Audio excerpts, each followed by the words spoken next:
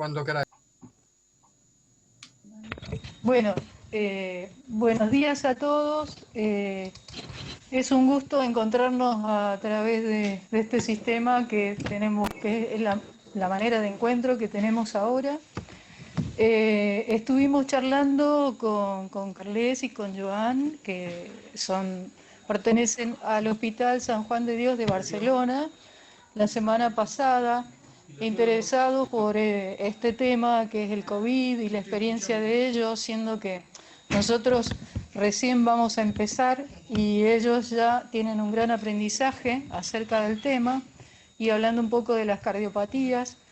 Y entonces nos pareció interesante, yo les conté que estaba el Programa Nacional de Cardiopatías Congénitas y que teníamos toda una red y que nos parecía bueno que, además de ser para el Hospital Garrahan, que pudieran participar toda la red de cardiología. A su vez les cuento a los centros argentinos que están conectados que Joan también conectó a otros países, así que creo que va a ser una reunión muy buena. La idea de esto es después poder hacer algunas reuniones periódicas todos juntos para compartir algunos casos. Les voy a contar primero que nuestro expositor es el doctor Joan Sánchez de Toledo, que es jefe del Servicio de Cardiología del Hospital San Joan de Deus de Barcelona.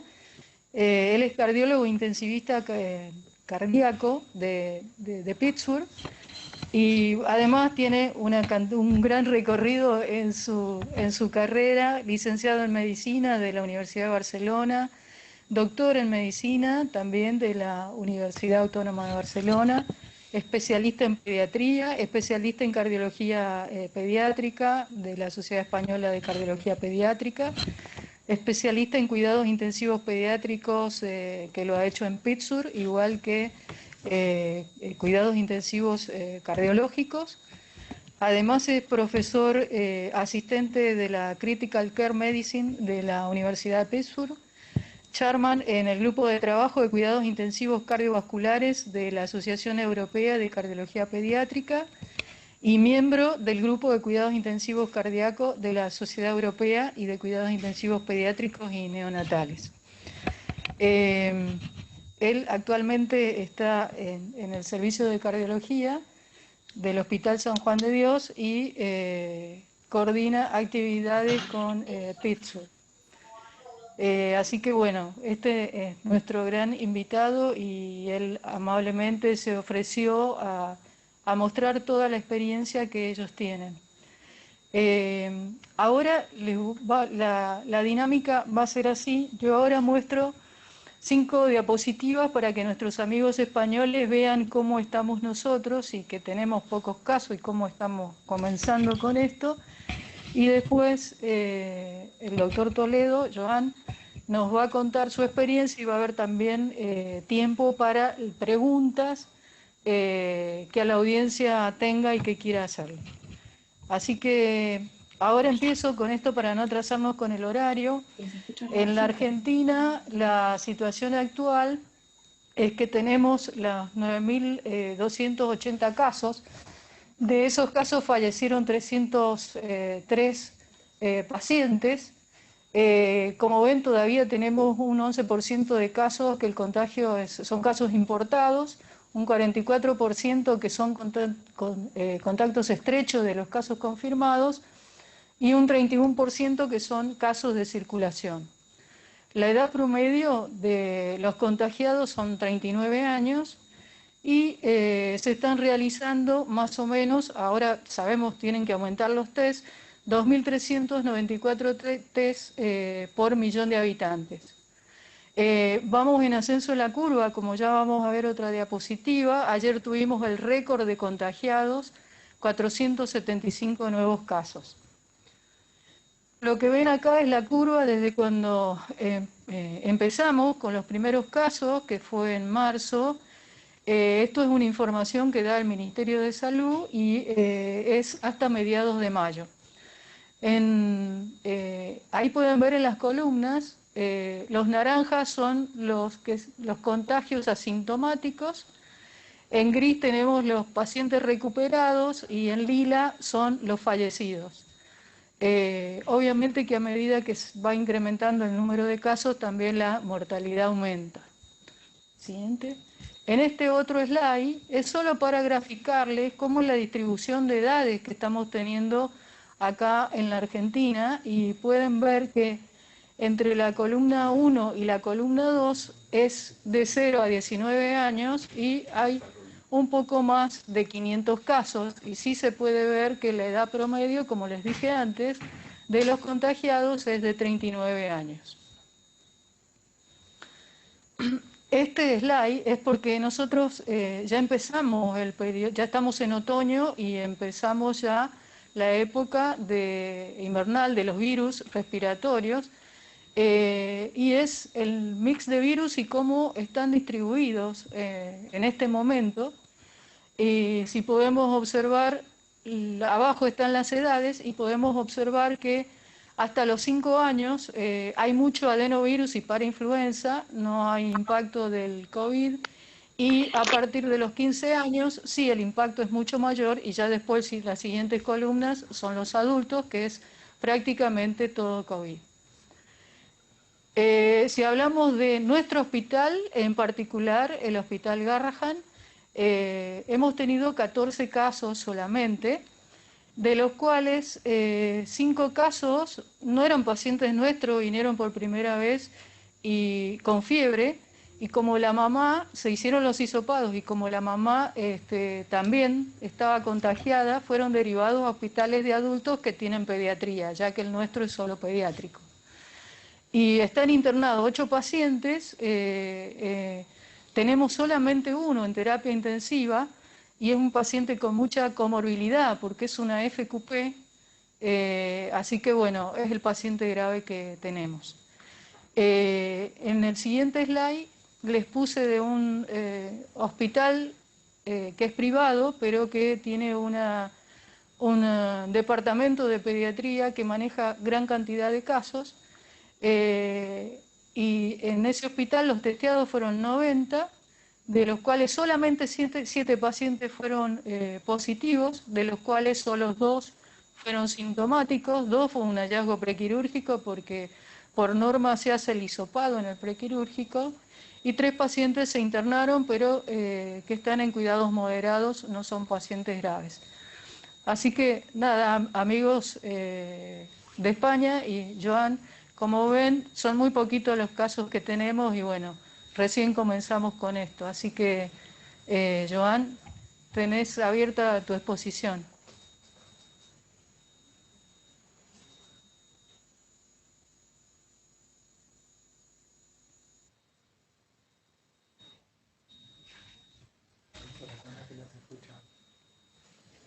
No escuchan.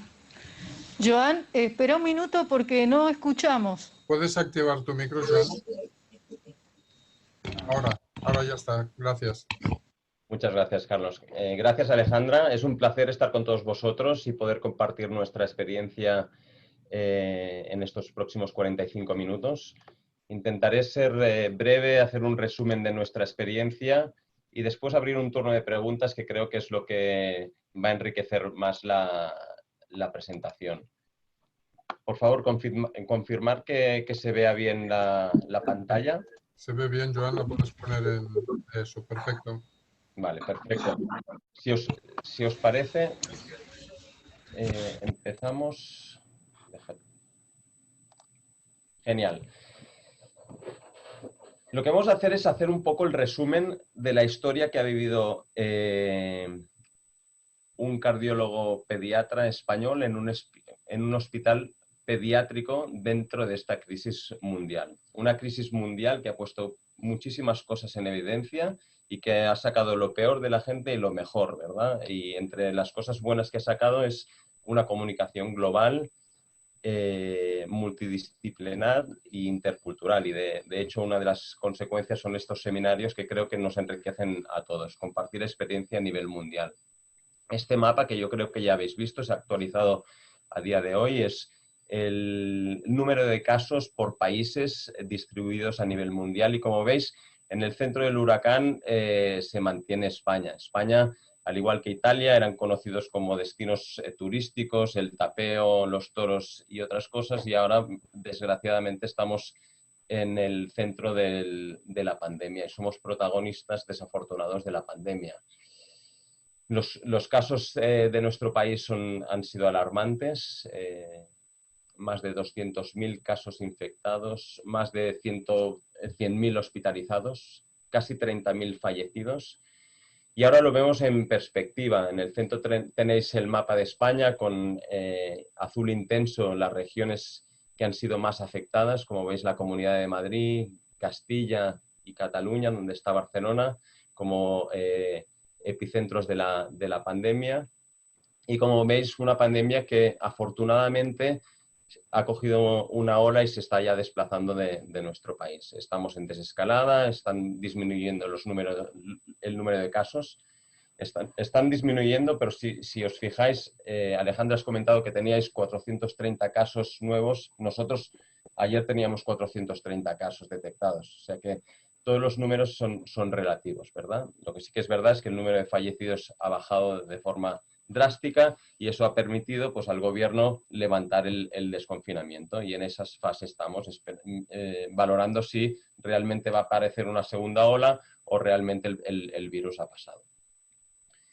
Estos son datos del día 22 de abril, el momento en el que los hospitales estaban máximamente saturados. Y creo que lo más importante es la columna que tenéis a la izquierda, en la que se sitúa España como uno de los países más castigados por esta pandemia. País más castigado en cuanto a número de pacientes confirmados por millón de habitantes. Y no solo confirmados, porque la estadística en cuanto a fallecidos también nos ha situado arriba de todo del podio. Una de las cosas buenas, si puede haber alguna en esta pandemia, es que por lo menos creíamos que los pacientes pediátricos se mantenían al margen de esta infección. No ha habido prácticamente casos hospitalizados en edades comprendidas por debajo de los 20 años y la curva poblacional de la pandemia pues, se centra y se ceba en el grupo de mayor edad. En este contexto nos situamos en Barcelona, en nuestro hospital, el Hospital Sant Joan de Déu, es uno de los hospitales de referencia del sur de Europa y el hospital más grande pediátrico dedicado en España y con un volumen de terciarismo muy elevado. Geográficamente tiene una ubicación muy particular dentro de Barcelona. Los que conocéis Barcelona sabéis que el hospital se encuentra a las afueras entre la ciudad de Barcelona y la ciudad de Esplugas. Está situado cerca del campo de fútbol del Barcelona y está a las afueras de la ciudad. Y esto nos permite tener una visión un poco marginal de todo lo que es el núcleo urbano de la ciudad. Es un centro importante de pediatría oncológica, es un centro de referencia en patología cardíaca y tiene una maternidad. Es decir, es un hospital pediátrico dedicado fuera del núcleo urbano de la ciudad. Y en este contexto, lo que hizo el hospital es intentar organizarse para ser el hospital de referencia de la pediatría de nuestra región. Intentamos convencer que centralizar los casos de pediatría y de maternidad en un solo hospital pediátrico tenía sentido y dedicamos nuestro esfuerzo a proteger tanto a la población pediátrica y materna como al personal del hospital. Y lo que hicimos es intentar habilitar una área dentro del hospital dedicada a los posibles pacientes COVID que pudieran llegar. En este sentido, la actividad de cirugía cardíaca la limitamos. Desde el primer momento lo que hicimos es dividir el equipo en 3 equipos equipotentes. A eso me refiero que había capacidad de hacer hemodinamia y de responder a cualquier urgencia y mantener equipos segregados desde el minuto 1. Implementamos nuevos protocolos de ecocardiografía, electrocardiograma. Cancelamos toda la actividad quirúrgica electiva. Si bien es verdad que al ser un centro pediátrico y ser el único centro uno de los únicos centros de referencia, nos ha hecho que mantener cierto grado de actividad. Ayer revisábamos la casuística y vimos que en el mismo periodo de actividad respecto al año pasado bajamos un 40% la actividad. Es decir, que a pesar de haber cancelado la actividad, hemos mantenido un cierto número de cirugías constantes. Lo que sí que hicimos es cancelar de forma global las visitas en consultas externas, fomentamos la telemedicina, todas las visitas que teníamos programadas las visitamos de forma telemédica y reforzamos todo el aparataje de monitorización remota en nuestro hospital. Y lo que sí que hicimos es ofrecer la expertise de nuestro equipo por si éramos necesarios en el mundo del adulto.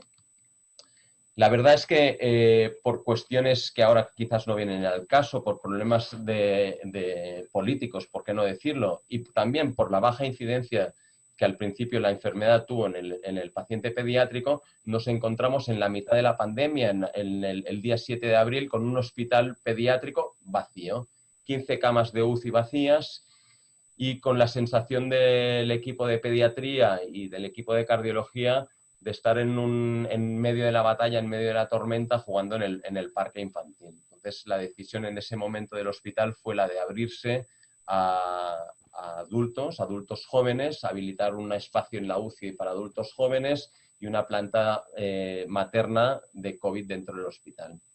Y allí la actividad del hospital creció. Cambiamos un poco lo que era el perfil de nuestro trabajo como cardiólogos pediatras y nos focalizamos un poco en medicina de adulto.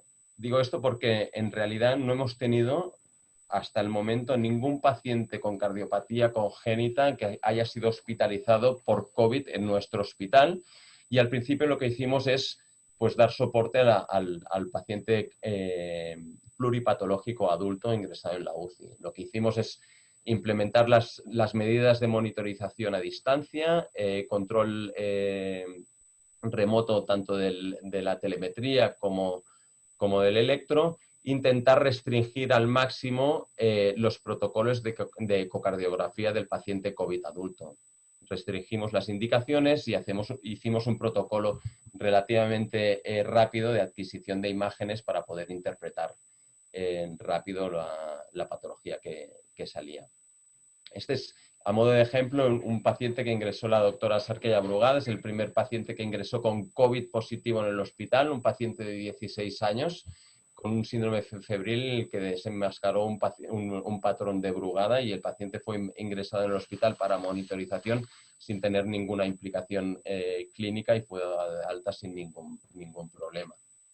Y esta es la patología a la que nos dedicamos inicialmente. Teníamos la capacidad de hacer el control remoto de la telemetría, y aquí veis un caso típico de un adulto joven con patología COVID respiratoria tratada con medicamentos que alargan el QT, y veis un prolongamiento, un alargamiento patológico del QT por encima de 600 que se mantiene incluso después de haber retirado toda la patología. Una de las dudas que nos queda es si realmente hay una apetencia del virus para el tejido de conducción que dé manifestaciones de prolongación del QT independientemente de lo que pueda causar los fármacos como la hidroxicloroquina. Y esa fue la historia inicial, esperando si en algún momento realmente la patología pediátrica resurgiría. Y esperábamos una ola, sabíamos que vendría una ola patológica del paciente adulto más tardía, pero no estábamos seguros de si afectaría más adelante a los pacientes.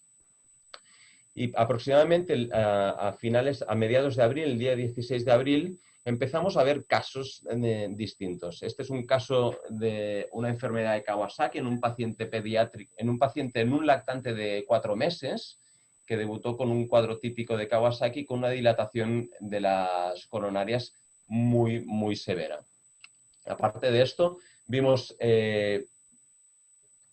pacientes ingresados con disfunción ventricular, un clúster de pacientes que ingresaron en la UCI. Veis 2 disfunciones ventriculares en 2 pacientes que resultaron positivos y que acabaron ingresados en la UCI. Y a partir de ahí empezamos a poner, a intentar cuadrar todos estos casos que se nos estaban presentando en el hospital. Y lo que vimos es que, a grosso modo, los podíamos clasificar en 3 grupos distintos. Un tipo de paciente que ingresaba con sintomatología de Kawasaki típica, otros pacientes que no cumplían todos los criterios de Kawasaki, que eran un poco mayores y que presentaban con sintomatologías sobre todo gastrointestinal, pero con fiebre, con exantema, etcétera, etcétera. Y después un grupo de pacientes menor que presentaban con clínica de shock de entrada, con hipotensión y que requerían ingreso en la UCI. Como veréis, no me voy a centrar en las definiciones que han salido posteriormente tanto de la OMS como del CDC o de la NHS de Inglaterra, porque son clasificaciones que intentan meter dentro todo este paciente. Yo lo que estoy haciendo es intentar explicaros de forma clínica y práctica lo que hemos visto y cómo creemos nosotros que hemos clasificado a estos pacientes. En definitiva, vimos pacientes con Kawasaki, un brote de Kawasaki dentro de la pandemia, pacientes que se parecían al Kawasaki pero que no tenían todos los criterios de Kawasaki, y después pacientes con shock, pacientes que requirieron ingreso en la UCI por hipotensión. Y en ellos encontrábamos componentes de disfunción ventricular y mucho componente de vasoplegia. Estos son datos preliminares, no publicados, que hemos trabajado con el equipo del Royal Brompton, con el doctor Fresh y el doctor Carles Bautista, ex fellow nuestro, que ahora trabaja en Estados Unidos.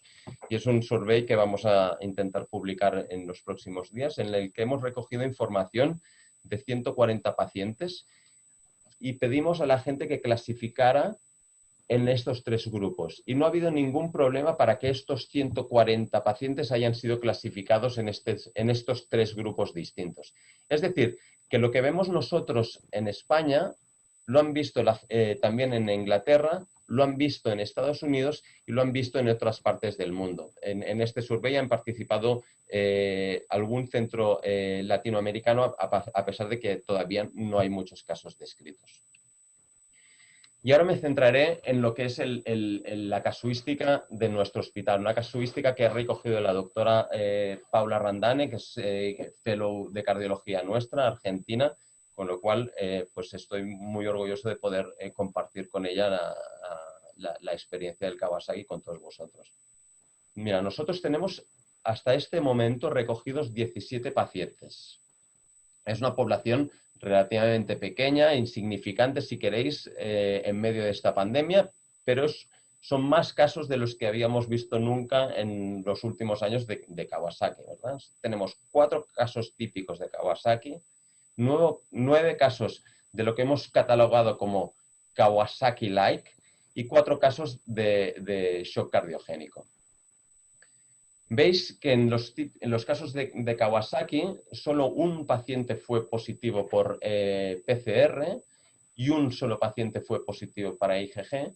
En cambio, en los casos de Kawasaki-like y los casos de shock tenemos mucha más prevalencia de positividad tanto de la PCR como de las serologías. Los casos de Kawasaki son en general casos habituales. Diría yo que se presentan de forma más agresiva. Tenemos 2 casos en lactantes que ya presentan con dilatación severa de coronarias y que presentan un patrón analítico típico de la enfermedad. Como veis, son casos que presentan analíticas de plaquetas altas, plaquetas elevadas, ecocardiografía con función sistólica normal y que presentan dilatación de coronarias precoces. Los electrocardiogramas son generalmente normales y en ningún caso de estos pacientes ha requerido ingreso en la UCI. Se han tratado de forma convencional con inmunoglobulinas, esteroides y con aspirina o combinación de 2 antiagregantes y no han tenido demasiada complicación y todos han sido dados de altas del hospital. Esta es una ecocardiografía típica de estos pacientes. Os recuerdo que 2 de estos pacientes se presentaron con dilatación coronaria, una dilatación coronaria muy severa, y este es el patrón de respuesta tanto analítico, tanto de parámetros inflamatorios como de parámetros de disfunción cardíaca. Veis como el ProBNP baja, las plaquetas se recuperan y los marcadores inflamatorios, como pueden ser la proteína C reactiva o la ferritina, durante el tratamiento y al cabo de 2 semanas prácticamente se normalizan. En resumen, son pacientes que tienen plaquetas altas, que tienen un ProBNP elevado pero con función sistólica normal y tienen otros parámetros inflamatorios relacionados típicamente con la enfermedad de Kawasaki. Es cierto que estos pacientes han venido a control y en 2 de estos pacientes las coronarias continúan dilatadas, en uno de ellos severamente dilatada, pero parece que la evolución ha sido favorable. De un Z-score que era de más de 5, parece que empieza a regresar el nivel de dilatación de estas coronarias.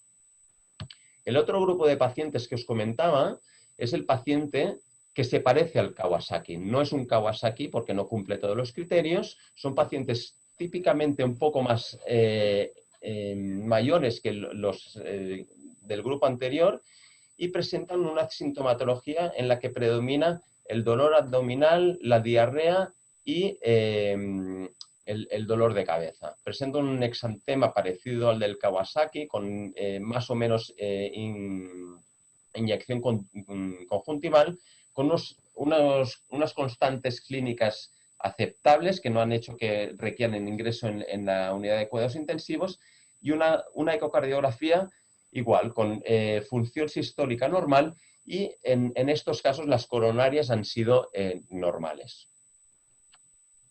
El patrón analítico es distinto del grupo anterior, parámetros inflamatorios elevados, proteína C, ferritina, pero las plaquetas típicamente más bajas que las del Kawasaki típico. Unas plaquetas bajas y un ProBNP muy alto, que como veis tiene un pico que probablemente responde a la administración de las inmunoglobulinas y que progresivamente evoluciona de forma favorable. Todos estos pacientes han evolucionado bien con resolución de los parámetros analíticos y con ecografías normales. Y en esta gráfica lo que vemos es la comparativa de estos pocos casos. Os recuerdo que estamos hablando de una estadística de un centro único en el que solo estamos analizando 17 pacientes. Es decir, que las conclusiones que podamos sacar de esto son muy limitadas. Pero sí que hay un patrón distinto entre el Kawasaki típico y el Kawasaki no típico o relacionado con el coronavirus. Y por último, tenemos el caso de los pacientes que ingresan con descompensación hemodinámica, en situación de shock, definida como hipotensión o una situación de disminución de la presión sistólica que requiere algún tipo de intervención. Tenemos 4 pacientes con edades comprendidas entre los 3 y los 16 años. Presentan de forma parecida a lo que presenta el Kawasaki no típico, pero una forma más evolucionada, en la que se manifiesta típicamente la hipotensión. Y en la ecografía pues encontramos grados distintos de disfunción ventricular. No sé si la podéis ver, creo que se ha parado la imagen. Pero bueno, son disfunciones ventriculares globales, no muy severas, acompañadas de un cuadro de vasoplegia importante y lo que sí que es importante es una inflamación sistémica muy generosa. ProBNPs muy altos, pero también proteína C reactiva, de dímero y ferritinas muy elevadas.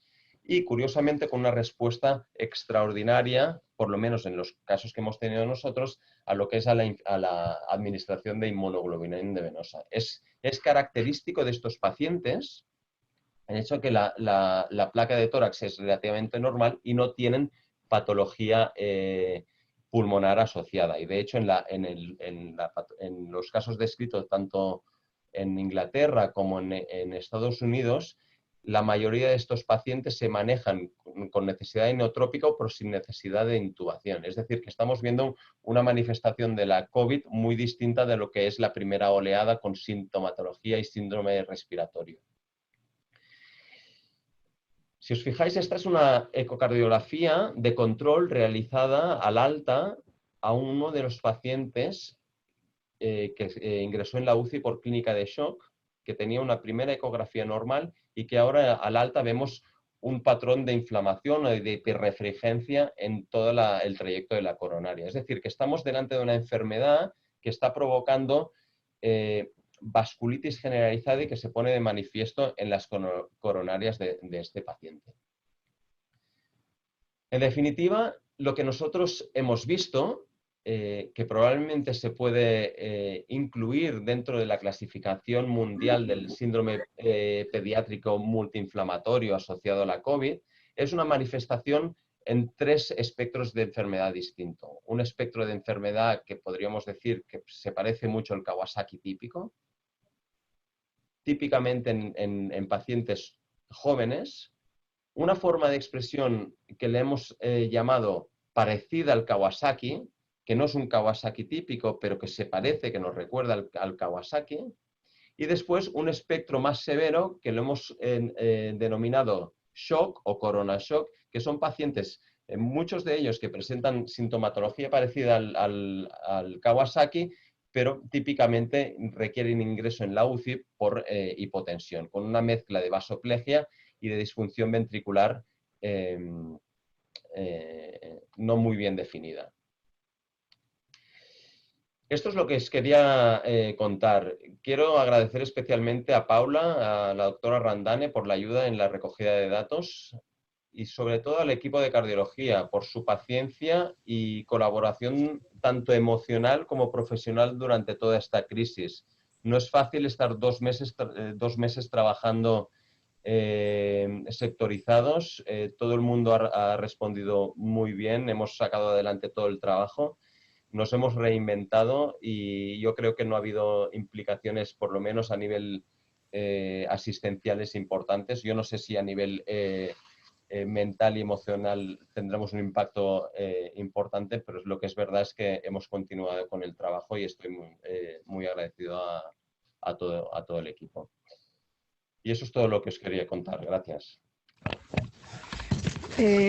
La verdad, Joan, muchas gracias por todo esto que nos has transmitido. La verdad que aprendimos un montón. Nosotros dentro del hospital no hemos tenido la experiencia todavía de tener un COVID con afectación cardiológica en la terapia. Y yo, mientras toda la audiencia está tratando de generar las preguntas, yo te voy a hacer la primera.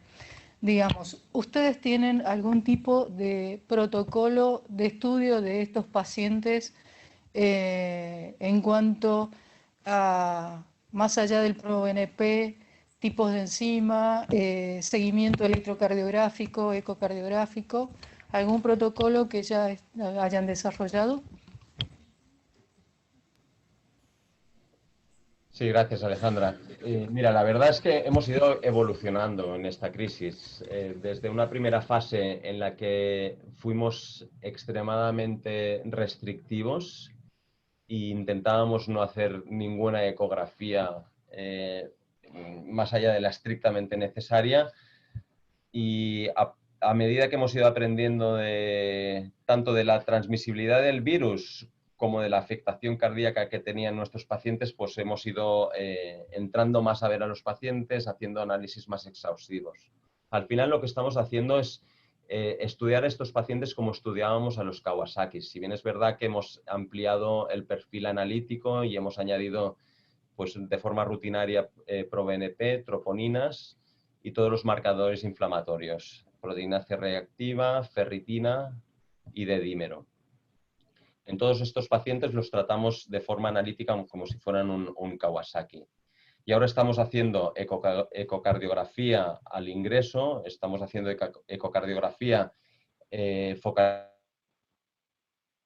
funcional, pero sobre todo desde un punto de vista académico, lo que no habíamos hecho al principio lo estamos haciendo ahora, es intentar averiguar cómo se comporta el miocardio. Y después lo que hacemos es seguirlos al alta.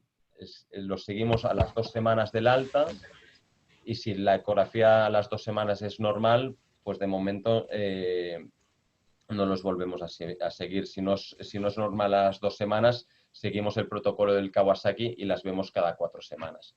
Repito, estamos en fase de conocer esta enfermedad, estamos estableciendo los protocolos y es un campo que va evolucionando. Gracias, Joan. Ahora yo le voy a pedir a la audiencia a ver quién quiere comenzar con preguntas o las dudas que tengan. Sí, Alejandra y Tony y Joan, por el chat están haciendo preguntas. No sé si quieres tú revisar el chat, Joan, y ir contestando o prefieres que te las transmitamos. La gente está utilizando el chat y hace muy bien. Sí, disculpad, pero como buen hombre no puedo hacer 2 cosas a la vez y como estaba hablando no me fijé en el chat. No,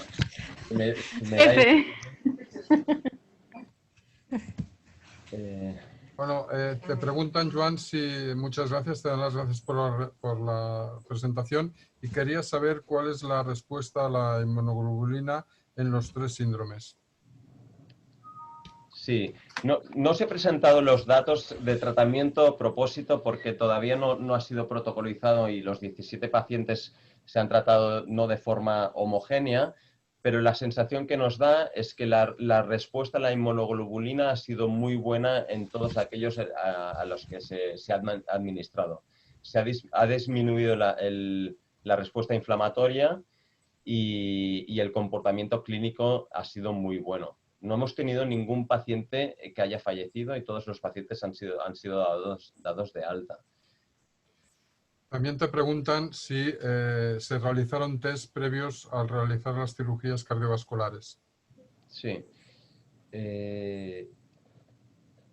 Sí, la respuesta, todos nuestros pacientes ahora en el hospital, todo paciente que ingresa en el hospital para ser hospitalizado o para ser intervenido, previamente responde a un cuestionario clínico y si hay que ingresarlo, se le realiza PCR. No hay paciente ahora ingresado en el hospital que no tenga una PCR hecha y valorada. Si es positiva y se tiene que ingresar y se tiene que operar, pues se operará, pero si a todos los pacientes se les realiza una PCR. Sí, y preguntan también que cuánto tiempo se mantienen con PCR positiva los pacientes con estos síndromes. Pues esta pregunta es muy interesante. Y acordaros que hemos hablado de la ola pediátrica, es una ola pediátrica retrasada respecto a la ola inicial adulta. Y lo que estamos viendo es que a pesar de que hay muchos pacientes que tienen PCRs positivas, también tienen la seroconversión. De hecho, los pacientes con shock que hemos ingresado en la UCI tienen PCR positiva, pero también tienen IgG positiva. Claro, yo no soy ni reumatólogo, ni inmunólogo, ni casi ni pediatra ya, pero llama mucho la atención que todos estos pacientes con manifestaciones graves tienen un nivel de seroconversión y encima de esto parece que haya una reinfección del virus. Estos son suposiciones. Tenemos al equipo de reumatología y de inmunoalergia trabajando en intentar esclarecer un poco cuál es la etiopatogenia de este síndrome pediátrico. Pero no deja de ser sorprendente. Sigo preguntándote del chat. Preguntan que cómo se resolvió la hospitalización conjunta de los pacientes pediátricos.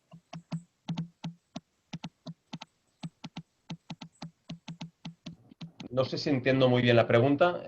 Supongo que se refieren al aislamiento. Nosotros hemos quitado las habitaciones dobles y solo hemos conservado y hemos aislado zonas para pacientes COVID positivos.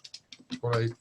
Sí, exactamente, es lo que dice Carlos. El hospital destinó 2 áreas o 3 áreas a los pacientes COVID. Dentro de la UCI pediátrica hay dos núcleos de UCI separados físicamente. Se dedicó una de las dos UCIs al paciente COVID y después se habilitó una planta, que es la planta quinta, a pacientes COVID. Y se ha mantenido el flujo de paciente positivo en estas dos zonas, una parte de la UCI y una sola planta del hospital.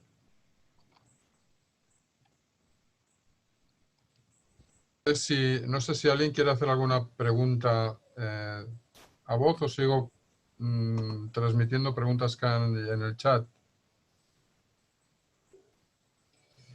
Pregunta Cecilia, si bien el seguimiento es escaso, ¿cuál fue la evolución de las coronarias? En general, la evolución es buena.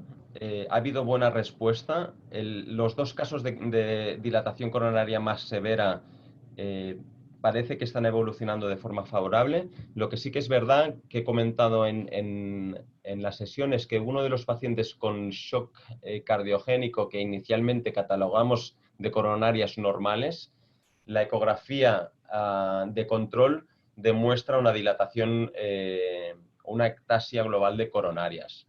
Las implicaciones que esto va a tener en el futuro todavía son desconocidas, ¿verdad? Y probablemente tengamos que ampliar los estudios, plantearnos hacer estudios de imagen más avanzado para intentar entender mejor la enfermedad. Pero desde el punto de vista práctico no nos está causando problemas ahora. Se suman muchos compañeros a felicitarte por la excelente presentación y aprovecha uno para preguntarte si el coronavirus es entonces un virus que es susceptible de producir enfermedad de Kawasaki con mayor incidencia de compromiso cardiovascular. Claro, esta es la pregunta que todo el mundo se está haciendo y todo el mundo se está subiendo a la carrera de intentar descubrir un nuevo síndrome y publicar los resultados, y hay una lucha feroz para intentar entender esta nueva enfermedad. Por eso no me he querido meter en la clasificación, en intentar entender las clasificaciones de los ingleses, los franceses, la de la OMS, porque al final yo creo que hay intereses detrás de todo esto. Y al final lo que vemos son pacientes que se parecen al Kawasaki. El Kawasaki tradicionalmente no tiene un virus asociado. Como ya sabéis, hace unos años se había relacionado con el virus New Haven, que era un coronavirus. Ahora hay una ola de coronavirus y sale una enfermedad parecida al Kawasaki. Si me lo preguntas a mí personalmente, creo que es una enfermedad, que es una respuesta inflamatoria, una vasculitis, con sintomatología muy parecida a lo que estaba descrito en el Kawasaki y con un espectro de gravedad mayor, más agresivo en cuanto a la dilatación de coronarias y más agresivo en cuanto a la disfunción ventricular. ¿Kawasaki, no Kawasaki? No lo sé, pero se parece. Preguntan que qué corticoides se usaron y otros antiagregantes aparte de la aspirina. Sí, lo de los corticoides, tradicionalmente se utiliza metilprednisolona. Hay algunos estudios ahora en Inglaterra y alguna casuística descrita en Francia en la que dicen que la enfermedad tiene muy buena respuesta a los bolus, a las megadosis de corticoides. Por ejemplo, la casuística de los franceses tiene mucho paciente en shock y algún paciente en ECMO, y ellos los han tratado con corticoides, y ahora hay algún grupo en Estados Unidos, porque acordaros que esto va por oleadas y ahora la oleada se está centrando en Nueva York, y en Estados Unidos están presentando casos con buena respuesta al anakinra. Al final es una respuesta inmunomoduladora, ya sea por inmunoglobulinas, corticoides o el anakinra, el agonista de la interleuquina. Yo desconozco, repito, soy cardiólogo, no soy reumatólogo ni infectólogo. ¿Vieron alguna relación entre la severidad de la disfunción ventricular y vasoplegia? No, esto es una buena pregunta porque hemos visto dentro de los pacientes con shock hipotensión y shock con función sistólica normal.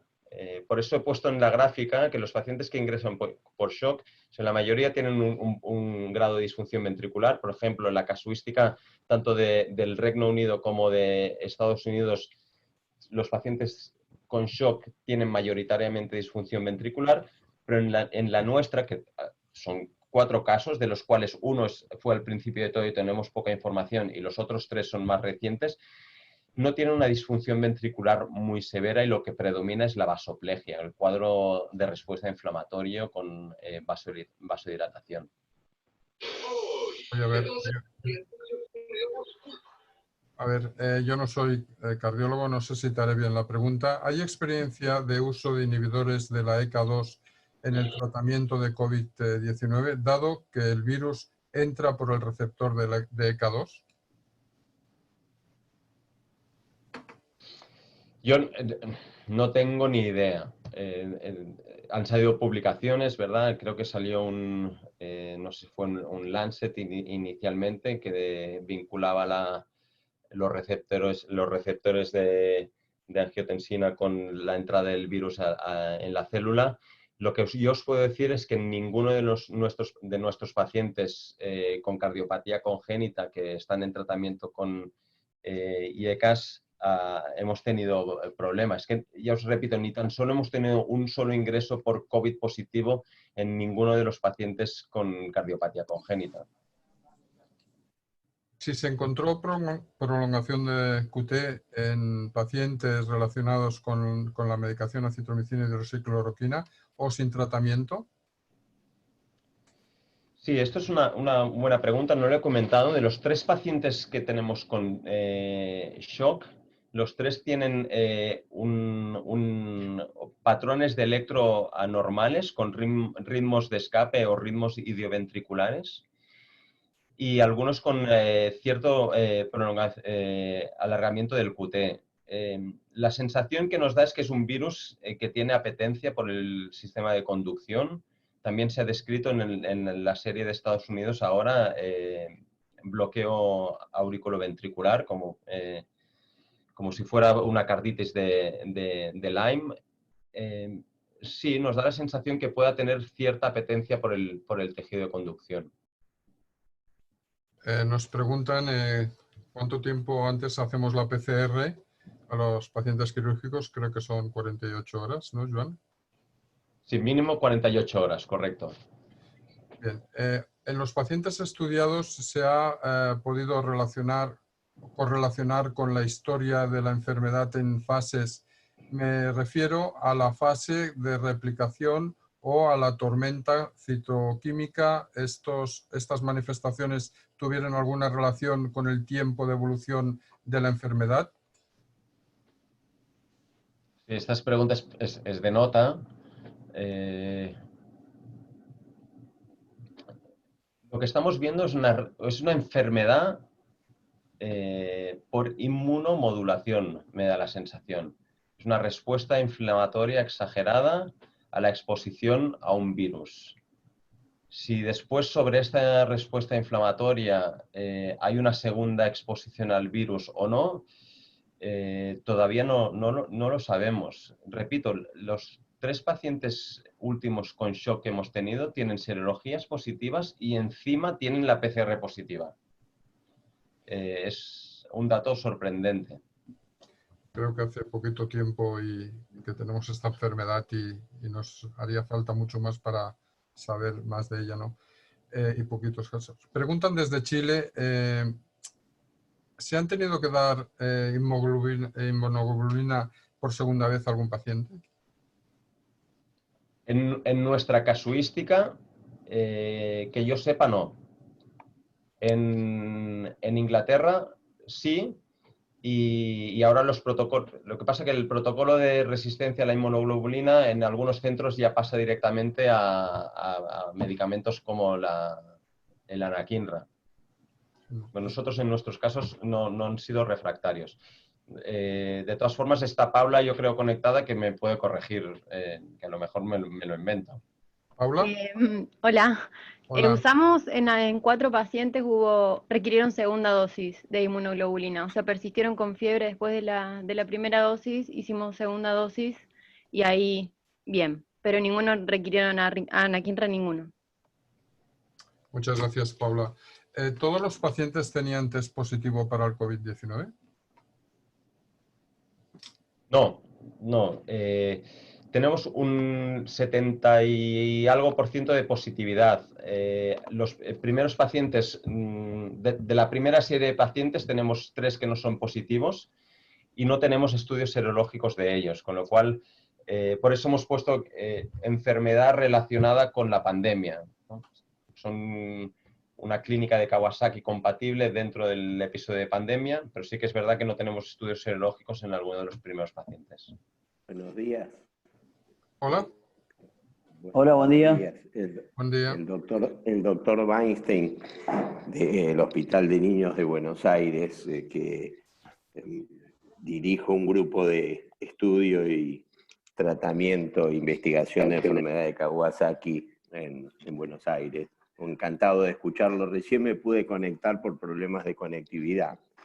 Y escuchaba, nosotros no tenemos anakinra, en estos momentos tenemos el primer caso de shock cardiogénico, la definición de PIMS o Kawasaki Light, pero con características bien claras de Kawasaki, de escama, sube las plaquetas, y como nosotros tenemos más de 300 casos seguidos a 35 años de enfermedad de Kawasaki, y estuvimos comparando nuestros datos con los datos que nos han proporcionado España, Italia, Nueva York y Londres.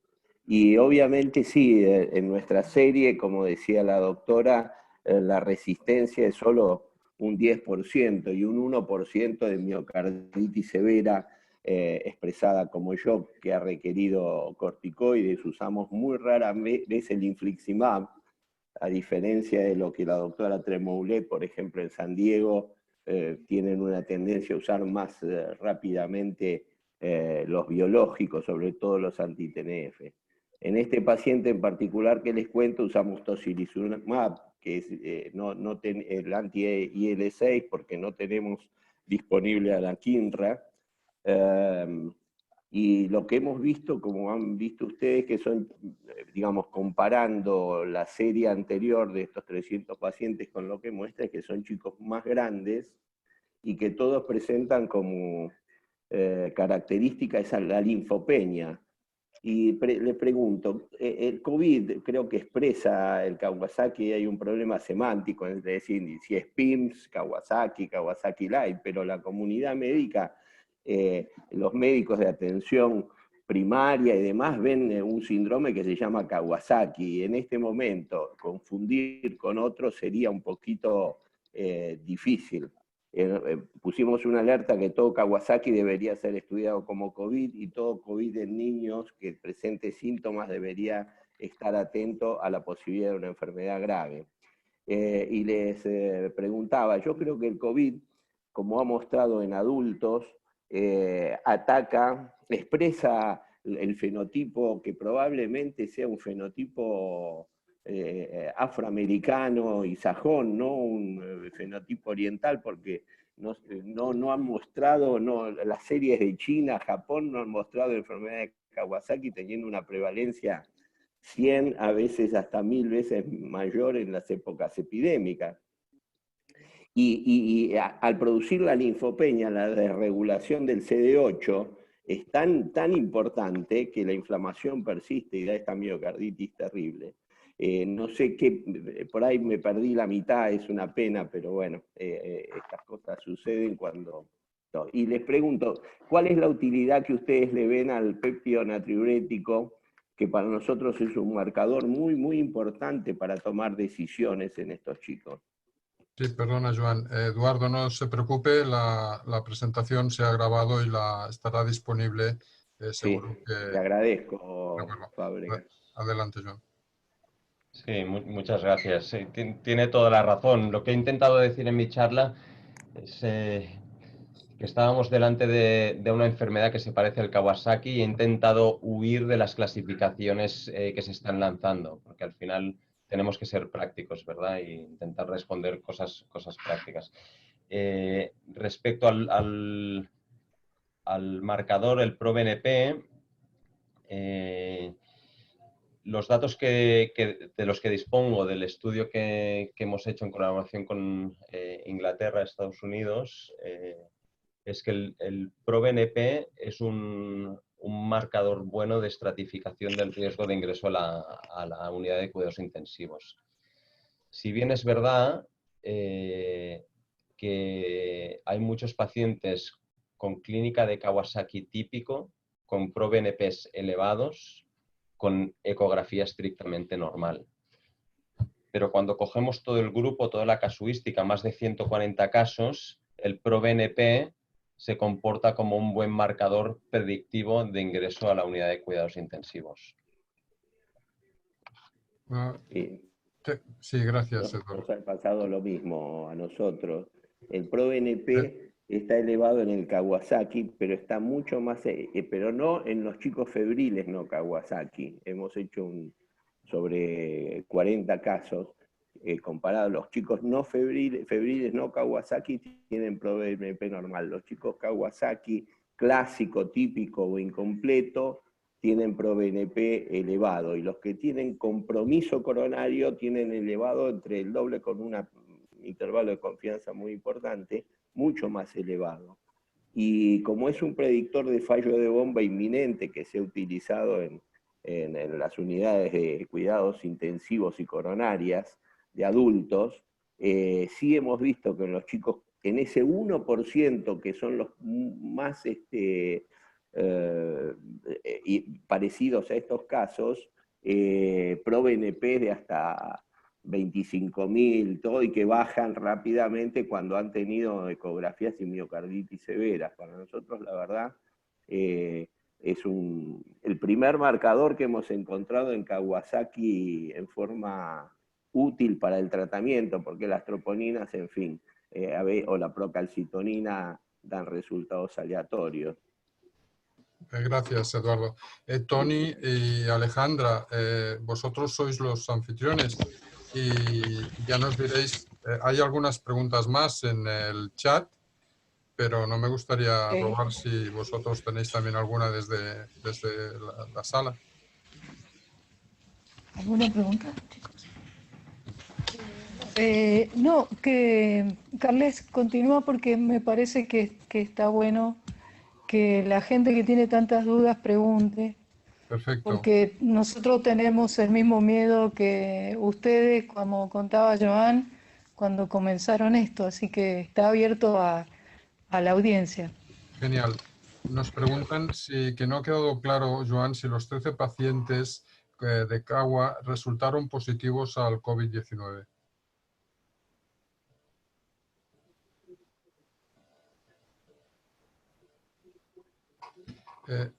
Por favor, Joan, ¿podrías activar tu micro y...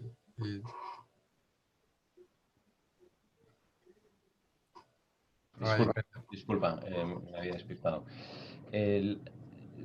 Sí, a ver si os comparto la diapositiva, pero bueno, en resumen, los pacientes con Kawasaki típico, que había 4, 1 tenía la PCR positiva y 1 tenía la IgG positiva.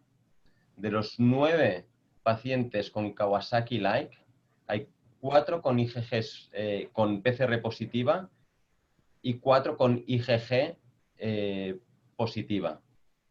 Y de los 4 con shock,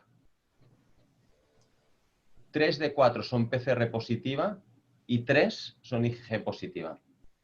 Es decir, hay pacientes de la serie que no tienen PCR positiva y algún paciente que no tiene ni PCR ni serologías. Genial. ¿Usaron metilprednisolona o inmunomoduladores en los pacientes, en estos pacientes? En nuestra serie, no. En la ecografía en la ecocardiografía de los pacientes COVID-19, ¿han visto la presencia de derrame pericárdico? Sí, las manifestaciones cardíacas características de estos pacientes, y cuando digo características, hablo ya de la serie más grande, 140 pacientes, es disfunción ventricular, que puede ir de disfunción ventricular severa, parecida a un cuadro de miocarditis, a una disfunción ventricular leve, pericarditis con derrame pericárdico no muy severo, y valvulitis, definida como disfunción de las válvulas auriculoventriculares, sobre todo focalizando en la parte de la válvula mitral, porque la insuficiencia tricuspidia en los pacientes que pueden estar en la UCI, están intubados y tienen algo de hipertensión pulmonar, pues no la valoramos. Pero sí que hay valvulitis, pericarditis y disfunción ventricular. Ahora nos preguntan sobre la experiencia en pediatría a los distintos tratamientos: hidroxicloroquina, citromicina, remdesivir, me están haciendo las cosas muy difíciles, el tocilizumab. ¿Qué diferencias has encontrado si han habido distintos tratamientos? Sí, Carla se está aprendiendo Sí, palabrotas, inmunología. sí. Son preguntas que yo no puedo responder porque no es mi área de experiencia, y os diría barbaridades, ¿verdad? Yo me dedico a las manifestaciones cardiológicas y a la expresión crítica de los pacientes con enfermedad de COVID. El tratamiento con hidroxicloroquina, citromicina inicial, pues se amplió a todos los pacientes. Poco a poco hay centros que dicen que no se debe utilizar. El tocilizumab sí que se ha utilizado. Pero yo no soy una buena persona para responder estas preguntas. Me sabe mal decirlo, pero es la verdad. Eres una excelente persona. Varias preguntas nos dicen si has utilizado anticoagulación. Sí. En general, a todo paciente COVID que ha ingresado en la unidad de cuidados intensivos se le ha administrado enoxaparina a niveles terapéuticos. Y esto se remonta a la historia del paciente adulto, y sobre todo del paciente adulto que ha fallecido fuera del momento crítico. Acordaros que aquí en España el gran número de fallecidos han sido en la población anciana, y mucha de ella población anciana que no ha pisado el hospital y que han fallecido en residencias extrahospitalarias. Y se cree que muchos de estos fallecimientos ha sido por tromboembolismo pulmonar secundaria a diseminación de trombos. El COVID parece que es una enfermedad, una vasculitis en la que hay mucha microangiopatía y consumo plaquetar. El consumo plaquetar probablemente se relaciona con con alteraciones en el nivel de Adams 13, Adams 13, la fabricación del microtrombo. Esto consume más plaquetas y al final es lo que produce y genera pues fenómenos embólicos, etcétera, etcétera. Y por eso nosotros siempre de forma sistemática hemos administrado enoxaparina en los pacientes más graves. Uno de los marcadores que yo creo que es importante es el número de las plaquetas. Aquellos pacientes con niveles más bajos de plaquetas son aquellos que probablemente tienen más riesgo de fenómenos embólicos o trombóticos. Preguntan si conoces si hay reportados casos desde China o Japón. ¿Perdón? Si conoces si hay reportados casos de China o Japón, supongo de Kawasaki, no. No, y en las series internacionales con las que tenemos contactos nosotros no nos han por lo menos respondido. No sé, desconozco si en Japón tienen el brote de Kawasaki, y en China no lo tenemos bien catalogado.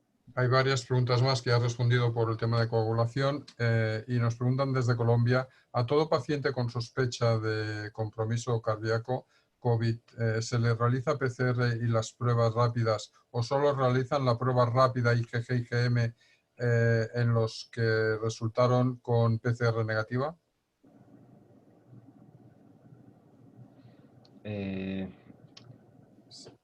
Aquí hacemos la PCR a todos los pacientes. ¿no? Sí, no he entendido muy bien. Preguntan, te lo repito, por favor, Perdón. si con pacientes con compromiso cardíaco, COVID, ¿Sí? se les realiza PCR y las pruebas Ah, rápidas o solo realizan prueba rápida.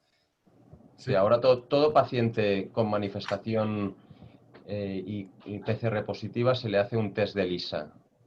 Es la prueba de anticuerpos en sangre, no la prueba rápida. La prueba rápida ahora se está haciendo para contactos y para profesionales. El ELISA se reserva para el paciente. ¿Se administró plasma?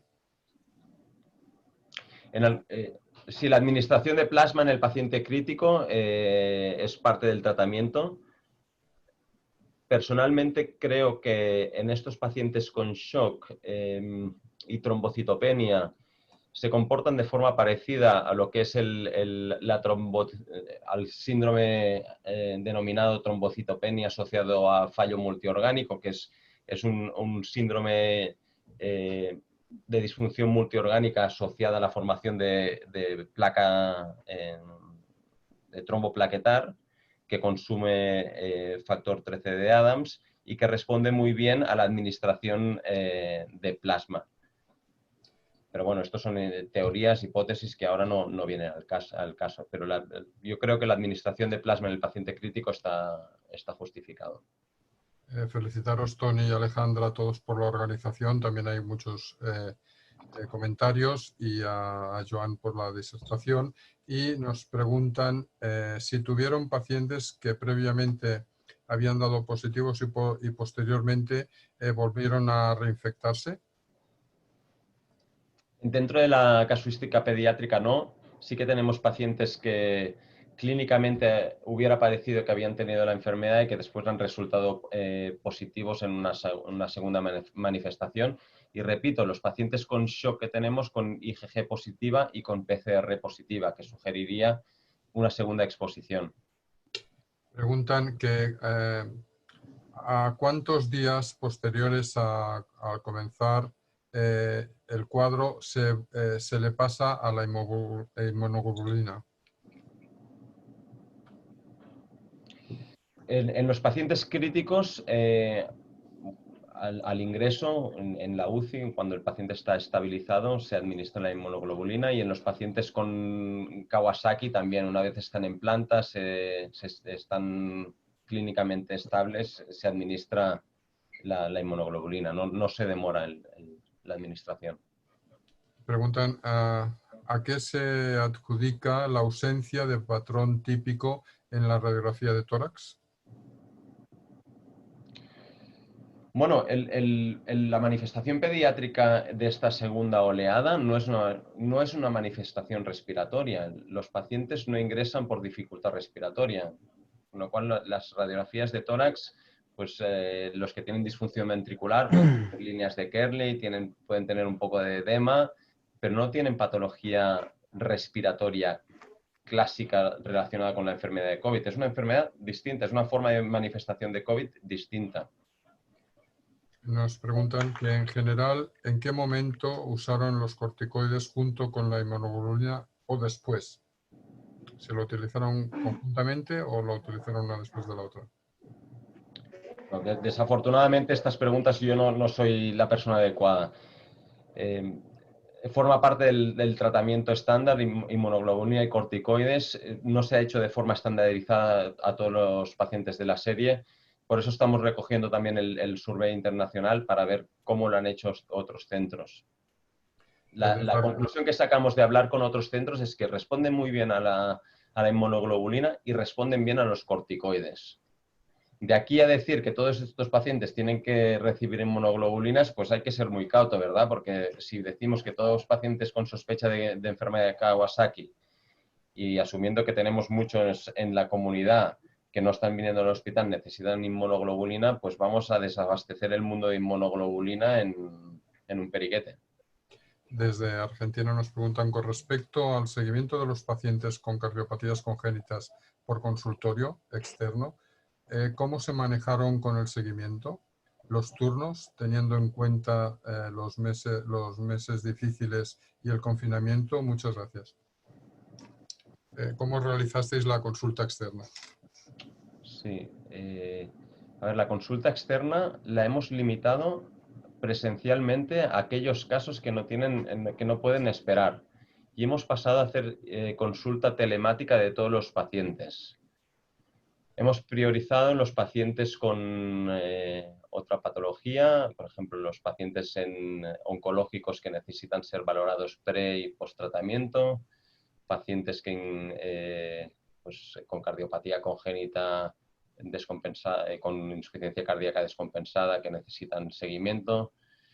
Pero todos los demás hemos intentado priorizar seguimiento telefónico, telemático, monitorizarlos con los dispositivos remotos y hemos intentado traer al hospital el mínimo número de pacientes posible. ¿Se ha encontrado... Hola, Joan. Sí, adelante, por favor. Sí, buen día. Yo soy Gabriel de Pergamino. Un saludo para Joan. Muchas gracias. Excelente presentación. Un saludo para Alejandra y Marisa, que ahí la vi también en la pantallita. Tengo dos preguntas o inquietudes. Nosotros trabajamos en un hospital que es zonal, que cuenta con servicio de pediatría y de unidad de cuidados intensivos, pediátricos y neonatales. Y es frecuente ver los casos de Kawasaki. Mi primera pregunta es si, a modo de protocolizar el tema del estudio del paciente con sospecha de COVID-19, si es válido el ecocardio precoz, independientemente de que tenga indicios, digamos, de enfermedad de Kawasaki o patrón de Kawasaki o algún indicio de compromiso hemodinámico. Y la otra pregunta es si tienen alguna experiencia con el tratamiento de células madres, ya que es algo que resuena en nuestra zona porque hay un banco del doctor Fernández Viña en San Nicolás, que por lo que tengo entendido, por lo que me estuvo comentando, hay un apoyo desde el gobierno en probar dicho tratamiento. Gracias, Gabriel. De la segunda pregunta no te puedo responder porque no tengo experiencia sobre las células madre.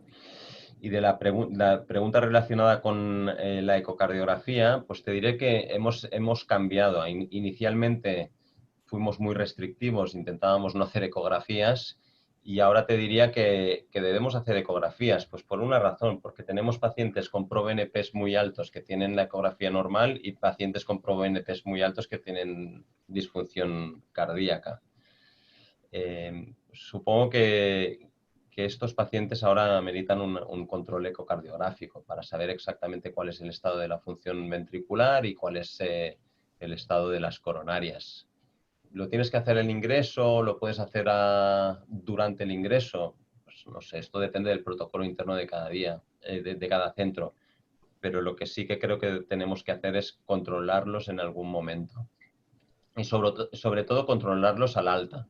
La pregunta que a mí me preocupa es qué debemos hacer con aquellos pacientes que están en la comunidad, que han tenido cuadros parecidos al Kawasaki y que han sido visitados de forma ambulatoria. Les tenemos que hacer control ecográfico para mirar las coronarias. Esto es una pregunta que supongo está en debate. Preguntan que los cambios en el ritmo cardíaco, especialmente en el QT largo, ¿se presentan en todos o solamente en los tratados con acitromicina o cloroquina? Sí, está descrito en los pacientes que están tratados con medicación que alarga el QT, pero sí que estamos viendo trastornos del ritmo en pacientes que no tienen tratamientos asociados. No lo sabemos. Esto lo estudiaremos. La doctora Sarqueya Brugada está analizando los electros. Hay que hacer estudios multicéntricos para intentar sacar conclusiones. ¿Heparina en dosis intermitente o infusión continua? La política del centro es utilizar enoxaparina a dosis de tratamiento, pero enoxaparina. ¿Qué hipnotrópicos han usado en pacientes en shock?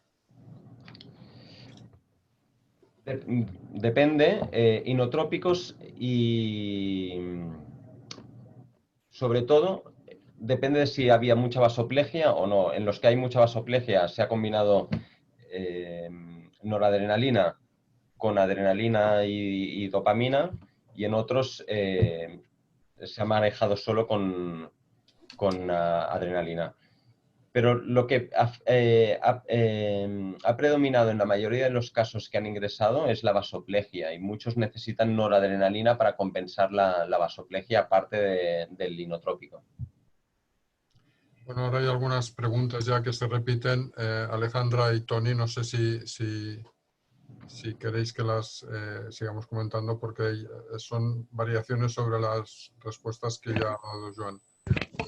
Yo creo que, Carles, que lo hemos agotado a Joan. Yo le agradezco infinitamente toda esta hermosa exposición que nos ha dado, y la verdad que hemos aprendido un montón. Acá, por lo menos en mi servicio, estamos unos poquitos, el resto está dentro del servicio distribuido, obvio, por el distanciamiento social. Así que bueno, un agradecimiento pleno. Yo lo único que quisiera es abusar de tu amabilidad, Joan, y te voy a hacer una pregunta que todos nosotros, como creo que todos los centros les pasa lo mismo. Como recién estamos empezando, estamos temerosos a esto, a cómo los protocolos que debemos cumplir para protección con los pacientes. Y esto que vos decías, y que nosotros también tenemos alguna resistencia si el paciente no está bien, no hacerle el ecocardiograma. ¿Cuánto en tu equipo que llevan transitado todo este camino, si has tenido algún profesional dentro de tu equipo que se haya contagiado el COVID a través de los pacientes, en la evaluación de los pacientes? Alejandra, esta es una muy buena pregunta, ¿verdad? Lo más importante es dar confianza y seguridad al equipo, y tener un plan establecido de protección y de seguridad. El problema en España es que se ha infectado muchísima gente dentro del ámbito del profesional médico. Y esto fue al principio. De todas formas, en nuestro entorno se ha infectado menos. Dentro del hospital ha habido casos de profesionales, pero dentro del equipo no ha habido ningún caso de PCR positiva y ningún caso que ahora tenemos el test rápido que haya dado positivo a los test rápidos. Con lo cual, el mensaje es que si se hacen las cosas bien, se mantiene el distanciamiento social, hay disponibilidad de medidas de protección, la gente está concienciada. A pesar de que entremos a valorar estos pacientes, no nos vamos a infectar si hacemos las cosas bien hechas. Y esta es la realidad. Nosotros no tenemos ningún caso infectado, no digo de enfermedad, ningún caso infectado. Con lo cual es posible que sea una mala cosa, porque a mí me gustaría haber estado infectado y tener la IgG positiva y danzar por el mundo sin problema. Pero, de momento, cero. Bueno, muchas gracias, Joan. La verdad que aprendimos muchísimo en todos los aspectos.